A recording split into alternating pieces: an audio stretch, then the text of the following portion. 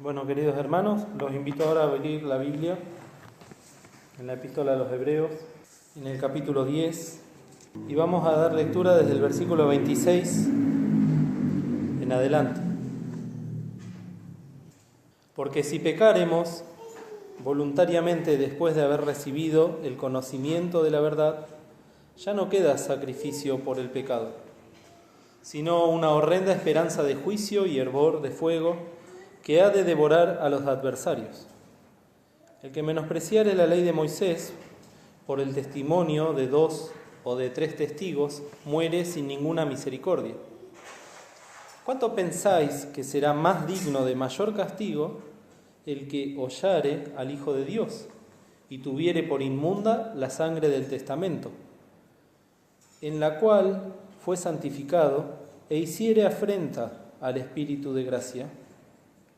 Sabemos quién es el que dijo: mía es la venganza, yo daré el pago, dice el Señor. Y otra vez, el Señor juzgará a su pueblo. Horrenda cosa es caer en las manos del Dios vivo. Empero traed a la memoria los días pasados, en los cuales, después de haber sido iluminados, sufristeis gran combate de aflicciones. Por una parte, ciertamente, con vituperios y tribulaciones, fuisteis hechos espectáculo, y por otra parte, hechos compañeros de los que estaban en tal estado. Porque de mis prisiones también os resentisteis conmigo, y el robo de vuestros bienes padecisteis con gozo, conociendo que tenéis en vosotros una mejor sustancia en los cielos y que permanece. No perdáis, pues, vuestra confianza, que tiene grande remuneración de galardón, porque la paciencia os es necesaria, para que, habiendo hecho la voluntad de Dios, obtengáis la promesa. Porque aún un poquito, y el que ha de venir vendrá, y no tardará. Mas el justo vivirá por fe, mas si se retirare, no agradará a mi alma. Pero nosotros no somos tales que nos retiremos para perdición, sino fieles para ganancia del alma. Un texto que está en este largo capítulo 10 de Hebreos que ya hemos venido desarrollando. En la última oportunidad habíamos leído hasta el 25 y en especial el 23, ¿no? Que dice: mantengamos firme la profesión de nuestra fe sin fluctuar, que fiel es el que prometió. Todas palabras que el apóstol Pablo venía dando a estos hermanos hebreos, que habíamos dicho no eran palabras de aliento, de confianza, para que se esfuercen en la fe, para que puedan retener aquellas cosas que el Señor les había dado, para que puedan poder llegar a acabar la carrera, como él también le decía a Timoteo. Muchas palabras preciosas de cómo tenían que comportarse y conducirse los hermanos en la iglesia,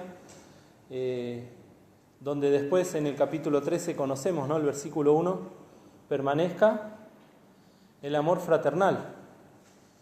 Y este, para mí, maravilloso poder que tenía el don que le dio el Espíritu Santo a Pablo, de en una misma carta poder traer tantos temas de los cuales nosotros ahora, 2000 años después, seguimos leyendo, extrayendo, conociendo, alimentándonos.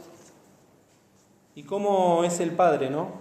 Que puede ocuparse en palabras, en una carta, de cada una de nuestras necesidades, a cada uno de nosotros un versículo, una palabra, una frase, nos llega directamente al corazón, a nuestra necesidad. Quizás haya alguno que está con falta de fe, otro que está, como decía el versículo 25, queriendo dejar la congregación. Otros se sienten cansados. Y así, ¿no? Cada uno con una experiencia distinta, pero siempre encontramos estas, podríamos decir, pinceladas de consuelo en cada una de estas palabras, donde el Espíritu nos está hablando particularmente. Y también habíamos dicho, ¿no?, entre tanta doctrina que arroja el apóstol en esta carta a los hebreos, siempre tenía tiempo para dedicarle palabras, por decirlo así, más familiares a estos hermanos, que no sabemos dónde estaban las iglesias, si eran una, si eran más de una, pero sí va arrojando la epístola distintas experiencias que ellos habían pasado. Por ejemplo, ahí en el capítulo 6, en el 10, donde dice: Dios no es injusto para olvidar vuestra obra y el trabajo de amor que habéis mostrado a su nombre, habiendo asistido y aún asistiendo aún a los santos. Estas palabras nos dejan ver que eran hermanos preciosos en el Señor y que Dios estaba mirando, Dios estaba viendo, contemplando y no olvidando esa obra de amor que ellos hacían primeramente para el Señor. Siempre que nosotros hacemos algo, también lo enseña la palabra de Dios, tiene que ser como a quién, como al Señor. Aún Pablo le hablaba a aquellas personas que eran siervos o esclavos y que tenían que servir a sus señores. Bueno, había que servirlos como al Señor. Y después el Señor iba a hacer esa remuneración en estos hermanos. Pero estos hermanos asistían a los santos, estaban ocupados y velaban también por el ministerio. Y llegaban momentos en los cuales había padecimientos que son justamente por servir al Señor y por querer vivir piamente. Por eso Pablo va a decir que el que quiere vivir piamente padecerá persecución. Y también el hermano se encarga en este libro, siempre guiado por el Espíritu Santo, y así lo creemos y lo entendemos, de hacer distintas advertencias. Esto no me había percatado yo de los capítulos anteriores que estuvimos viendo, pero ya cuando leemos ahora del versículo 26 del capítulo 10, va por la cuarta gran advertencia que el apóstol le hace a los hermanos hebreos. La primera advertencia ya está en el capítulo 2 de Hebreos,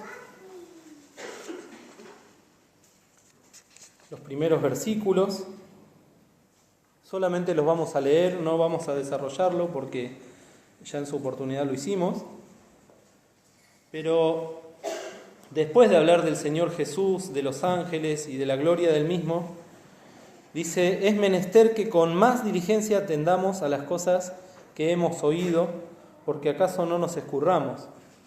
Porque si la palabra dicha por los ángeles fue firme, y toda rebelión y desobediencia recibió justa paga de retribución, ¿cómo escaparemos nosotros si tuviéremos en poco una salud tan grande, la cual, habiendo comenzado a ser publicada por el Señor, ha sido confirmada hasta nosotros por los que oyeron, testificando juntamente con ellos Dios, con señales y milagros y diversas maravillas y repartimientos del Espíritu, según la voluntad, su voluntad.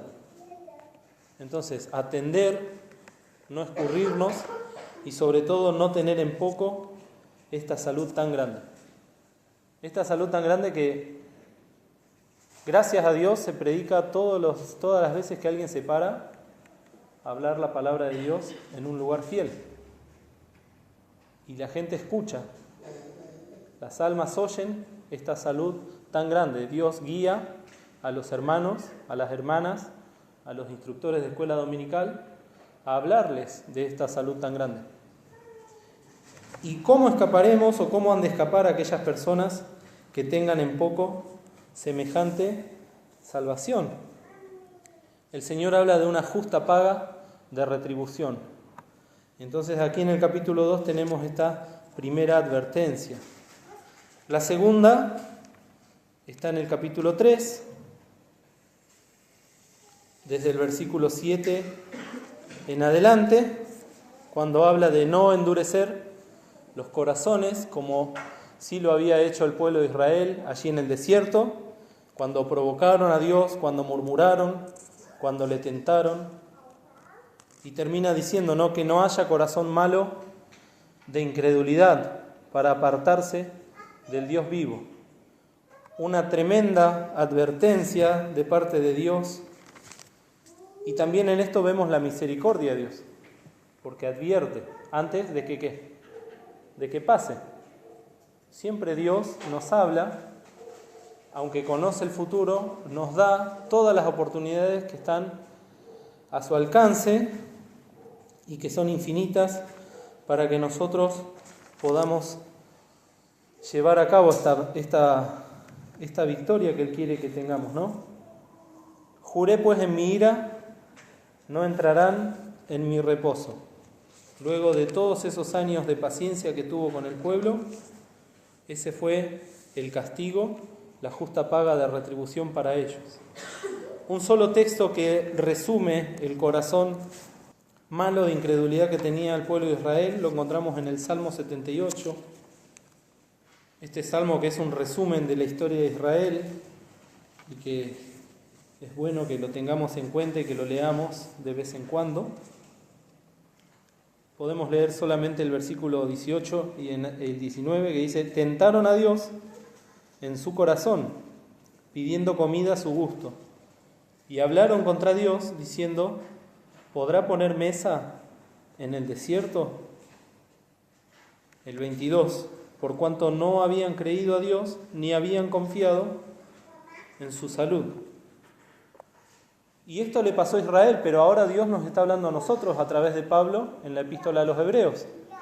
Y nos dice que nosotros ahora no tenemos que endurecer nuestros corazones, porque Él está mirando cómo está nuestro corazón.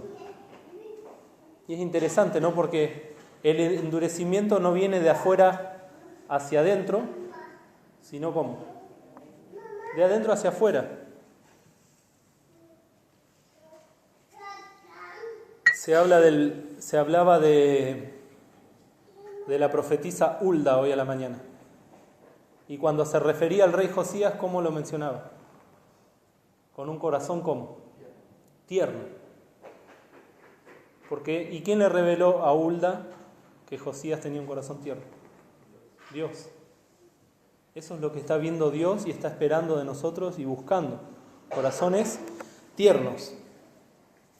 Luego, la tercera advertencia,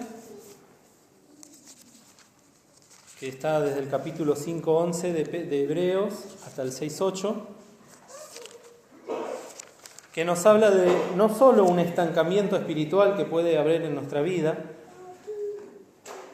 Pablo los tiene que tratar como niños, algunos de ellos, y que ya deberían ser maestros a causa del tiempo.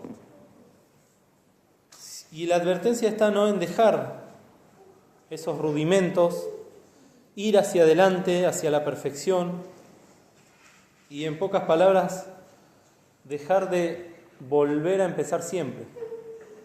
Y esto es una experiencia que a nosotros, si somos sinceros, nos ha pasado muchas veces en la vida. Es como que siempre tenemos que volver a empezar. Parece ese juego, ¿no?, de los dados, el juego de la oca. ¿Por qué? Porque hacemos cosas, defraudamos al Señor, entristecemos al Espíritu Santo, endurecemos nuestro corazón. ¿Cuántas cosas? Y es como que volvemos a empezar. Y si bien parece lindo cuando alguien dice, bueno, me vuelvo a convertir, el Señor está esperando otra cosa de nosotros. Hay que dejar los rudimentos y hay que ir hacia adelante a la perfección. Por eso termina diciendo ahí en el 6:8 todas las cosas que hacemos, ¿no?, que las compara con la tierra y los frutos. Y dice: mas el que produce espinas y abrojos es reprobada y cercana de maldición, cuyo fin será el ser abrasada. Pero de vosotros, oh amados, esperamos mejores cosas y más cercanas a salud. Entonces vemos, ¿no?, cómo el Señor siempre está llamando a que atendamos En todo momento siempre esta es la constante de esta carta, ¿no? Atender, prestar atención, no distraerse. Siempre tenemos esa tendencia también a distraernos, a agobiarnos, a sentirnos agotados, a sentir que nos hundimos como pasaba con Pedro. Pero ahora el apóstol nos vuelve a hacer esta advertencia. Y ahora vamos al versículo 26 del capítulo 10, que siempre me llamó la atención porque también parece fuera de lugar, no parece apropiado para estos hermanos que ya han sido salvos, porque nos habla de pecar voluntariamente después de haber recibido el conocimiento de la verdad.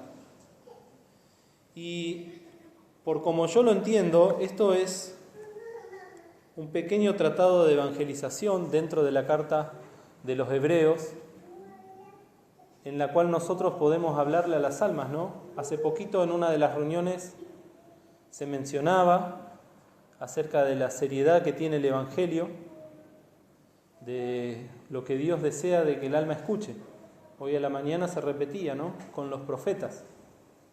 El deseo que tiene Dios es que el alma conozca que es pecadora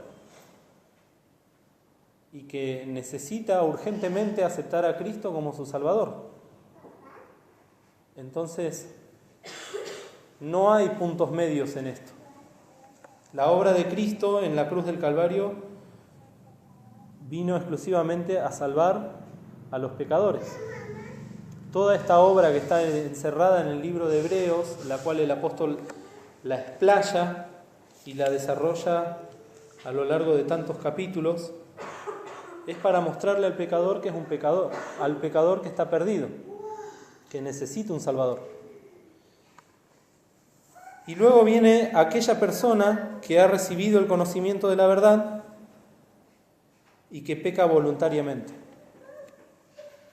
Pecar voluntariamente es muy distinto, Fernando mencionaba el otro día los pecados de omisión, y están de nuevo los pecados de comisión. Pero hay un gran pecado que Dios no puede perdonar. El Señor Jesús dijo, no, Dios puede perdonar todos los pecados, menos ¿cuál? ¿Cómo se llama? La blasfemia contra el Espíritu Santo. Es esto, está encerrado también en este versículo 26. Pecar voluntariamente es una actitud hostil adoptada deliberadamente contra Dios. Es aquella persona que ante el Evangelio de salvación, ante la obra de Cristo, la rechaza. Ya sea porque se considera muy malo y entonces cree que su salvación no va a ser posible, o porque se considera muy bueno, moralmente hablando. Pero en todos los casos es esto, ¿no? Pecar voluntariamente después de haber recibido el conocimiento de la verdad. Y como viene hablando Pablo de los sacrificios que antes se hacían, y luego nos presenta a Cristo como el gran Cordero de Dios que ha sido sacrificado, ya después de eso no quedan sacrificios. Caín, en su corazón duro, y que él era del maligno, nos dice ahí en 1 Juan, pensaba que había otro sacrificio que lo podía salvar, que era su propio esfuerzo. Acá nos dice bien claro que ya no queda sacrificio por el pecado. Y luego lo dice bien claro para aquellos que niegan el infierno, unos de los cuales, por ejemplo, son los testigos de Jehová, que retuercen las Escrituras para decir que no existe la eternidad del alma y mucho menos el castigo eterno. Acá nos dice que hay una horrenda esperanza de juicio y hervor de fuego que ha de devorar a los adversarios. Y nos pone como ejemplo la dispensación de la ley, donde las personas que habían sido tomadas en pecado morían sin ninguna misericordia. Pero aún en esto, ¿no? Hay misericordia de parte de Dios. Recién decíamos de los pecados de omisión. Y hay todo un capítulo, ¿no?, que nos habla de eso después lo puede leer ahí en Números capítulo 15, cuando habla de las personas que pecaban por yerro, o sea, pecaban sin querer. Y cómo Dios aún en eso contemplaba la misericordia, la salvación y la redención de esas personas. Pero acá estamos hablando de algo muy serio y que no tiene nada de inocente, porque se trata de rechazar a Cristo. Recién Karina nos contaba, ¿no?, de vecinos que durante años han rechazado al Señor y durante años se les ha llevado a la palabra, y la indiferencia o la ignorancia son, en definitiva, este rechazo a nuestro Señor Jesucristo. Y Dios lo tiene que mostrar de esta manera, ¿no? Tener por inmunda la sangre del testamento, y antes de eso dice, hollar al Hijo de Dios. Cuando uno dice, es re bueno, solo le falta ser salvo, ¿no? Nos lo han dicho muchas veces. Y en realidad no es tan bueno, porque está pisoteando, hollando la sangre del Señor. Y está teniendo por inmunda la sangre del testamento, aquella que ahora vamos a recordar. Esta es la sangre del nuevo pacto, del Nuevo Testamento, que por vosotros es derramada, dice el Señor. Entonces está haciendo afrenta al Espíritu de gracia. Por eso este paréntesis que Pablo se toma, ¿no? Aquellos que han sido salvos no van a perder la salvación. Ya lo hemos dicho también cuando leíamos el capítulo 6 de Hebreos. Pero ahora hay una advertencia. También, promediando el final del capítulo, nos habla también del final de la dispensación de la gracia, donde va a llegar un momento en que las almas que rechacen a Cristo van a tener que pasar también por la tribulación. Y aún en ese momento el Señor les va a dar la oportunidad de ser salvos. Pero qué horrendo, dice el 31, horrenda cosa es caer en las manos del Dios vivo. Entonces la gracia supera la ley, y el menosprecio de la gracia es más culpable que el menosprecio de la ley. ¿Cuánta responsabilidad tenemos en esta época nosotros de llevar el Evangelio y que las almas sean salvas, ¿no? Algunas lo han de hacer por amor a Cristo, entendiendo ese amor y esa misericordia que tuvo. Otros lo han de hacer por temor. Y es bíblico, ¿no? Está ahí en el libro de Judas. Que podamos llevar esta palabra a las almas mientras todavía tenemos tiempo, y también es nuestra responsabilidad hacerlo así. Y terminando entonces esta palabra, esta cuarta advertencia, el apóstol les habla desde el versículo 32 nuevamente de unas experiencias que habían pasado estos hermanos, de las cuales tenían que traer a la memoria después de haber sido iluminados. Qué precioso, yo me acordaba del ciego de nacimiento, cuando lo interrogaban y lo maltrataban y lo menospreciaban. La respuesta de él, ¿cuál fue? Una cosa sé. Y literalmente fueron iluminados sus ojos, porque no veía y ahora veía. Lo mismo pasa con nosotros y la salvación.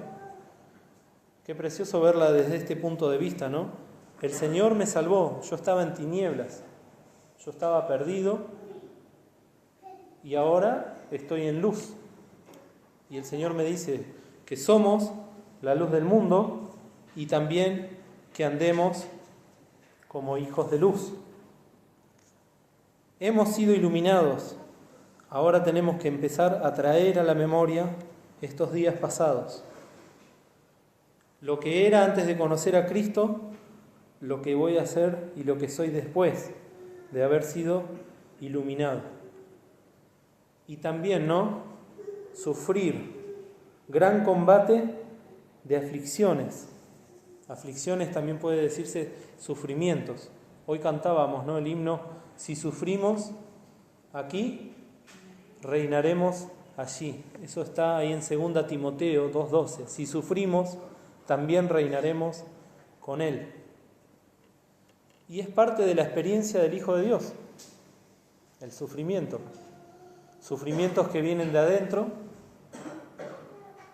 luchas, combates de aflicciones que se generan cuando nosotros queremos seguir la voluntad del Señor y nos encontramos con esta gran bestia que es nuestro propio yo, que no va a ceder ni un palmo, no va a querer sujetarse jamás al Señor ni a su palabra. Y nuestra nueva criatura, ¿no?, que está queriendo crecer, que está queriendo nutrirse, que está queriendo conocer más y más del Señor. Y ahí está el gran combate de aflicciones. Ahí en Santiago dice, ¿no?, bienaventurado el varón que sufre la tentación, Santiago 1:12. Pero también ese combate de aflicciones es algo externo. Es ese mundo pecador, es esa hueste de ángeles caídos, es el mismo Satanás que están queriendo derribarnos, que están queriendo hacernos caer, que están queriendo que nos falte la fe. Y por eso, de muchas maneras, es que vamos a tener que pasar y sufrir gran combate de aflicciones. Vituperios, que quiere decir difamación o descrédito de las personas. Somos difamados. Ahí en el Sermón del Monte el Señor decía, ¿no?, que hablan mal de nosotros, que somos injuriados. Las tribulaciones, que quiere decir que son angustias o persecuciones. Y el espectáculo, ¿no?, esa exposición pública que el mundo desea, ¿no? El mundo no persigue al mundo. Un reino contra sí mismo, decía el Señor, puede ser dividido. El diablo no va a perseguir a los que son de él, pero sí nos va a perseguir a nosotros. Y va a querer que pasemos toda suerte de tristezas. Yo pensaba en estos hermanos hebreos, ¿no?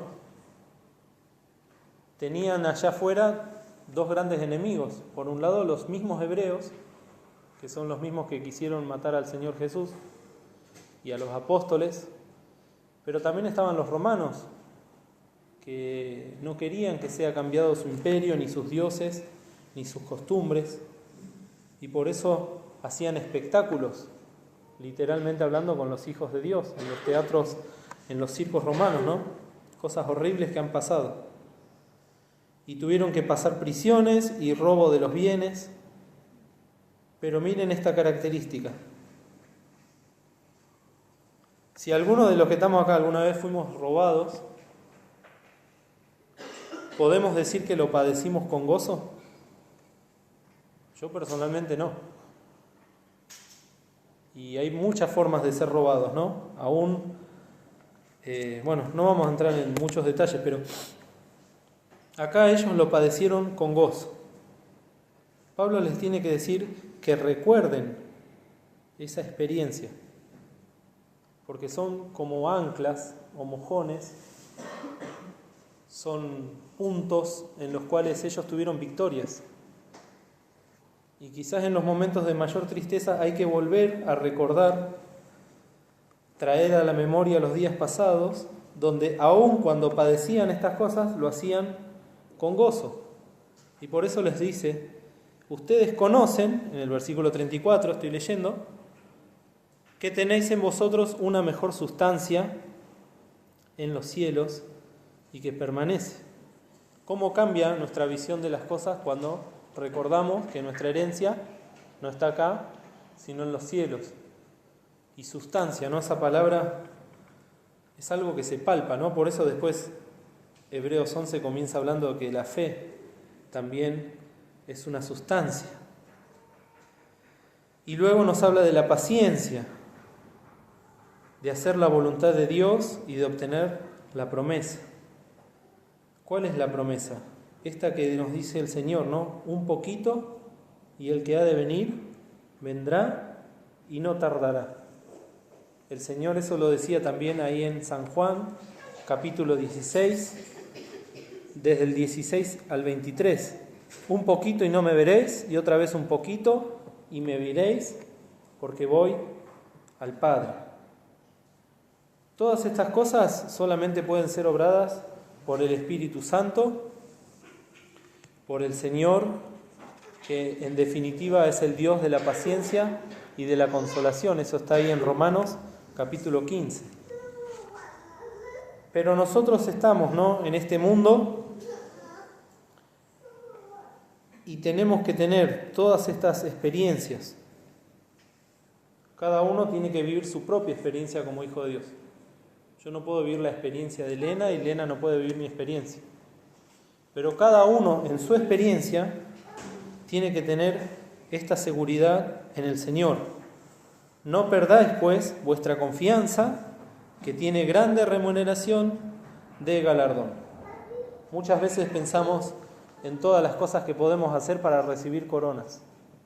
Y acá el Señor nos dice que una corona o un galardón va a ser dado por no perder la confianza, por tener paciencia. A veces hasta es más fácil padecer persecución que tener paciencia, que tener fe constante. Muchas veces en las persecuciones es donde más acudimos al Señor, pero después, ¿qué pasa? Van pasando los días, van pasando los años y la paciencia se me tiende a agotar.